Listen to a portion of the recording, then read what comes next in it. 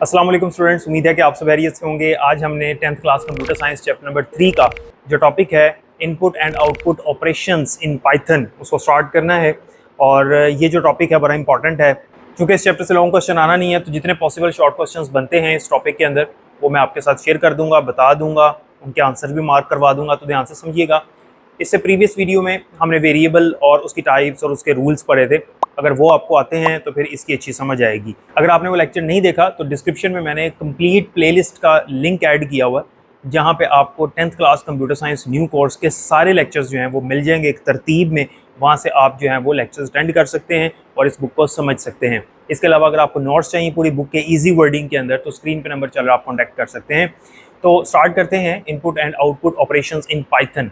ये जो वर्ड्स हैं ना, इनपुट एंड आउटपुट, इनका मतलब पहले समझना होगा हमें, उसके बाद फिर हम इनके फंक्शंस के बारे में पढ़ेंगे।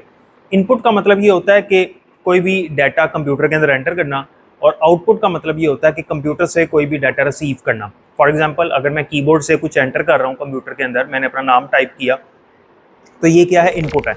और अगर मुझे डिस्प्ले पे कुछ नज़र आ रहा है डिस्प्ले स्क्रीन के ऊपर, तो वो आउटपुट है। ये वो मुझे आउटपुट दे रहा है, ये क्या है, ये आउटपुट है जो मुझे डिस्प्ले पे मिल रही है। और अगर मैं कुछ टाइप करके इसके अंदर एंटर करूंगा, डाटा इसके अंदर पुट करूंगा, तो वो इनपुट होगी। पाइथन लैंग्वेज के अंदर जब हम कोई प्रोग्राम बनाते हैं यानी सॉफ्टवेयर बनाते हैं, तो पाइथन के अंदर जब भी कोई सॉफ्टवेयर बनता है तो उस सॉफ्टवेयर के को जब हम ओपन करते हैं, तो जब हम यूज़र को अलाउ करेंगे, अच्छा अब यूज़र कौन है, यूज़र वो है जो हमारा सॉफ्टवेयर यूज़ कर रहा है, ठीक है। फॉर एग्जांपल, अगर मैं मोबाइल में कोई एप्लीकेशन यूज़ कर रहा हूँ, मिसाल के तौर पे मैं कैलकुलेटर इस्तेमाल कर रहा हूँ, ठीक है, मैं कैलकुलेटर यूज़ कर रहा हूँ, मैं क्या हूँ, यूज़र हूँ उस कैलकुलेटर का। मैंने प्रेस किया 2+3, ये मैंने इनपुट किया, और फिर जब मैंने इक्वल का बटन प्रेस किया तो उसने मुझे 5 आंसर दिया, ये क्या है, उसने मुझे आउटपुट दी है। अब हम लोग सॉफ्टवेयर बनाने वाली साइड पे हैं, अब यूज़र कोई और होगा, ठीक है। हम लोगों ने पाइथन के अंदर प्रोग्राम बनाना है, यानी सॉफ्टवेयर तैयार करना है और यूज़र को प्रोवाइड कर देना है।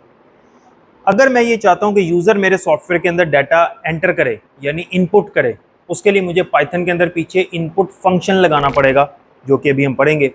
और जब मैंने यूज़र को कोई मैसेज डिस्प्ले करना है तो मुझे उसको आउटपुट शो करनी होगी, उसके लिए आउटपुट फंक्शन इस्तेमाल होगा, ठीक है। फॉर एग्जाम्पल, आपने गेम ओपन की, उसके अंदर आपसे पूछा गया enter your name. Game open करते साथ ही उसने कहा एंटर योर नेम, अपना नाम एंटर करें, और वो वेट कर रहा है कि आप अपना नाम एंटर करें। तो पीछे एक इनपुट फंक्शन लगा हुआ है जो आपसे इनपुट लेना चाह रहा है, और जब आपने इनपुट दे दी यानी अपना नाम एंटर कर दिया, तो अब इनपुट चलेगी, अब वो आगे चला जाएगा। तो अब इनपुट कंप्यूटर के अंदर एंटर हो गई, आपका नाम उसने सेव कर लिया, और आगे फिर गेम स्टार्ट हो जाती है। अब वो आपको कोई मैसेज डिस्प्ले कर देता है, फॉर एग्जांपल गेम ओवर का मैसेज आ जाता है, ये क्या है, आउटपुट है। इसके लिए पीछे कोई आउटपुट फंक्शन लगा हुआ है, जो प्रोग्रामिंग लैंग्वेज चल रही है पीछे जिसके अंदर ये गेम बनी हुई है, उसके अंदर आउटपुट फंक्शन लगा हुआ है। तो हमने भी पाइथन के अंदर ये पढ़ना है कि यूज़र से इनपुट लेनी कैसे है और यूज़र को आउटपुट शो कैसे करनी है, ठीक है। तो ये इनपुट और आउटपुट का कॉन्सेप्ट मैंने आपको बताया। तो यहाँ पर इनपुट आउटपुट ऑपरेशन के बारे में उसने लिखा हुआ है पहली 2 लाइनों के अंदर, input and output operations allow you to interact with the user, यानी हमारा सॉफ्टवेयर जो है वो यूज़र के साथ इंटरेक्ट करेगा। इंटरेक्ट से मुराद उससे सवाल जवाब कर सकता है, जैसे मैंने कहा एंटर योर नेम, तो यूज़र के साथ इंटरेक्शन है, राबता कायम करने के लिए इनपुट और आउटपुट के फंक्शन इस्तेमाल करते हैं। You can ask the user to enter data, हम यूज़र को कह सकते हैं कि डाटा एंटर करे, जिसको हम इनपुट कहते हैं, and display information to the user, और वो इन्फॉर्मेशन यूज़र को डिस्प्ले भी करेगा, जिसको हम आउटपुट कहेंगे। अब यहाँ पर इनपुट फंक्शन की डेफिनेशन है, वो आपसे पूछ सकते हैं व्हाट इज़ इनपुट फंक्शन, तो आपने इनपुट फंक्शन की डेफिनेशन लिखनी होगी।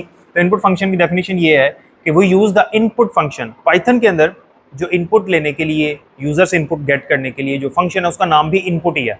तो ये फंक्शन का नाम लिखा हुआ है यहाँ पर इनपुट, ठीक है, ये यूज़र से इनपुट गेट करने के लिए होता है। The input function displays a message on the screen, ये फंक्शन क्या करेगा, यूज़र को एक मैसेज डिस्प्ले करेगा, जैसे अभी मैं कह रहा था ना एंटर योर नेम, वो एक मैसेज डिस्प्ले करेगा और वेट करेगा जब तक यूज़र इनपुट एंटर नहीं कर देता, and waits for the user to type something, और वेट करेगा जब तक यूज़र कुछ टाइप नहीं कर देता, एंड प्रेस एंटर, और फिर एंटर का बटन प्रेस नहीं कर देता। The text entered by the user is then stored in a variable, ये वो पुराना कॉन्सेप्ट है पिछले लेक्चर का जो मैंने आपको शुरू में बताया कि प्रीवियस लेक्चर आपने समझा होगा, तो इसकी अच्छी समझ आएगी। वो जो यूज़र ने डाटा एंटर किया, अपना नाम एंटर किया, फॉर एग्जाम्पल यूज़र ने डाटा एंटर किया है अली, ये अली जाके पीछे स्टोर होगा किसी वेरिएबल के अंदर, और वो पीछे हमने कोई वेरिएबल रखा होगा, हमसे मुराद प्रोग्रामर, जब हम प्रोग्राम बना रहे होंगे यूज़र से जो डाटा आएगा हम उसको किसी वेरिएबल के अंदर स्टोर करवाएंगे, ठीक है। तो ये बात भी आपने याद रखनी है। तो यहाँ तक इनपुट फंक्शन की डेफिनेशन है यहाँ से लेके यहाँ तक। अब आगे देखते हैं कि हमारे पास इनपुट का की जो एग्जांपल है वो क्या है। अब हम इसकी एग्जांपल समझते हैं। यहाँ पर उसने एक एग्जांपल दी हुई है, नेम इज इक्वल्स टू। अच्छा ये ज़रा देखिएगा, नेम क्या है? वेरिएबल का नाम है। जब भी हमने यूज़र से इनपुट लेनी होती है उसका तरीका ये होता है, यानी उसका इनपुट का सिंटेक्स ये है। सिंटेक्स का मतलब मैंने आपको बताया था शुरू में, प्रोग्रामिंग लैंग्वेज के अंदर प्रोग्राम लिखने के जो रूल्स होते हैं उनको सिंटेक्स कहते हैं। तो जब भी इनपुट फंक्शन की डेफिनेशन आए आपने सिंटेक्स या एग्जांपल लाजमी लिखनी है। सिंटेक्स ये है कि वेरिएबल का नाम आपने लिखना है पहले, वेरिएबल नेम, उसके बाद आपने लगाना है इक्वल का साइन, उसके बाद आपने लिखना है इनपुट, इनपुट का फंक्शन लगाना है, और ब्रैकेट के अंदर आपने इन्वर्टेड कॉमास के अंदर मैसेज डिस्प्ले कर देना है, जैसे enter your name, enter your age वगैरह। बस इतना सा आपने कर देना है। यूज़र को ये मैसेज डिस्प्ले होगा और जो हमारा सॉफ्टवेयर है वो वेट करेगा यूज़र से इनपुट लेने के लिए। यूज़र जैसे इनपुट एंटर करेगा वो जाके स्टोर हो जाएगी किसके अंदर? इस वेरिएबल के नाम के अंदर जो इक्वल के साइड पे लगा हुआ है। तो वो जो वैल्यू आएगी वो वेरिएबल के अंदर जाके स्टोर होगी, और आपको पता है वेरिएबल क्या होता है। तो यही उसने यहाँ पर किया, नेम के नाम से वेरिएबल का नाम लिया उसने, ठीक है। यहाँ पे कोई और भी आप एक्स भी रख सकते हो, ए भी रख सकते हो। Name is equals to input, और आगे मैसेज क्या डिस्प्ले किया? Enter your name inverted commas के अंदर, और फिर उसके बाद वो प्रिंट कर रहा है। अच्छा अब ये जो प्रिंट है ये भी हमने पढ़ा नहीं है, ये आगे चल के पढ़ते हैं। फिलहाल सिर्फ आपने इस लाइन को समझना है। ये मैं प्रिंट का फंक्शन पढ़ा के फिर वापस इसी एग्जाम्पल के ऊपर आऊँगा। तो फिलहाल आपने ये लाइन समझनी है, इसकी आपको समझ आ गई होगी। यूज़र को मैसेज एक डिस्प्ले होगा, ये देखें इसकी आउटपुट क्या है। यूज़र को मैसेज डिस्प्ले हुआ एंटर योर नेम, और यूज़र ने मैसेज जो डाटा है अपना नाम वो एंटर कर दिया, इनपुट कर दिया मरियम अशरफ, ये इनपुट हो गई, और ये मैसेज उसको यहाँ पे जो मैसेज डिस्प्ले किया था वो डिस्प्ले हो गया। अच्छा अब ये हो गया हमारा इनपुट फंक्शन। अब बात करते हैं आउटपुट फंक्शन की। यूज़र को जब हमने आउटपुट डिस्प्ले करनी होती है तो उसके लिए कौन सा फंक्शन इस्तेमाल करते हैं?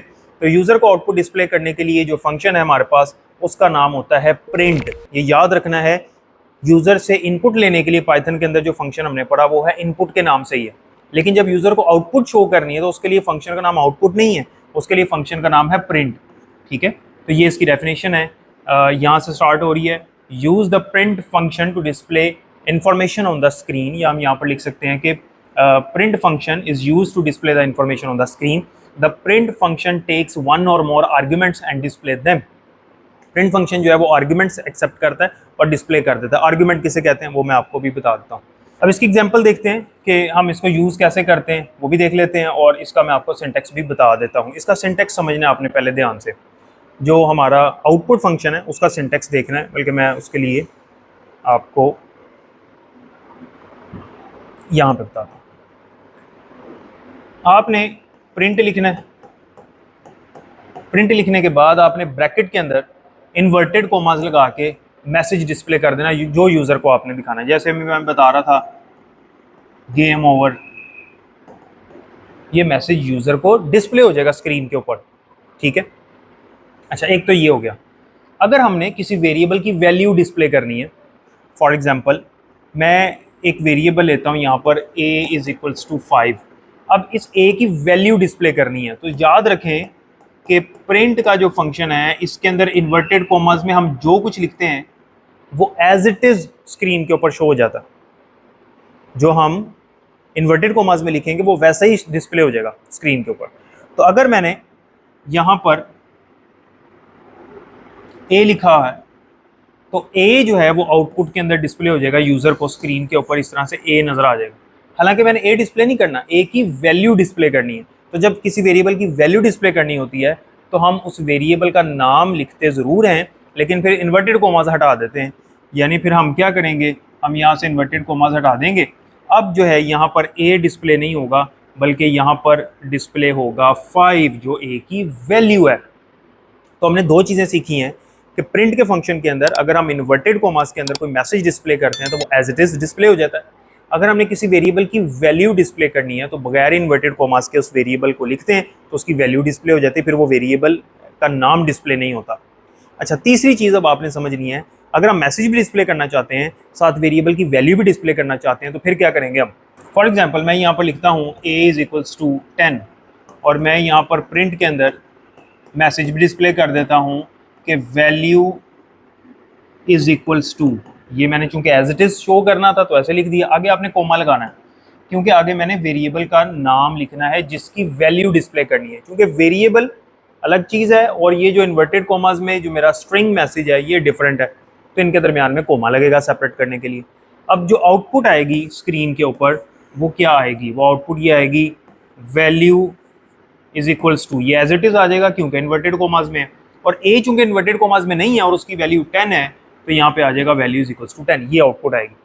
तो 3 तरीके हमने पढ़ा आउटपुट शो करने के। अगर हमने मैसेज डिस्प्ले करना है तो इन्वर्टेड कोमास में लिखना है, वेरिएबल की वैल्यू डिस्प्ले करनी है तो जस्ट वेरिएबल का नाम लिखना है, इन्वर्टेड कोमास नहीं लगाने, और अगर दोनों चीज़ें इकट्ठी शो करनी है तो आपने फिर इन्वर्टेड कोमास वाला जो मैसेज है वो लिख के कोमा लगा के वेरिएबल का नाम लिख देना है बगैर इन्वर्टेड कोमास के।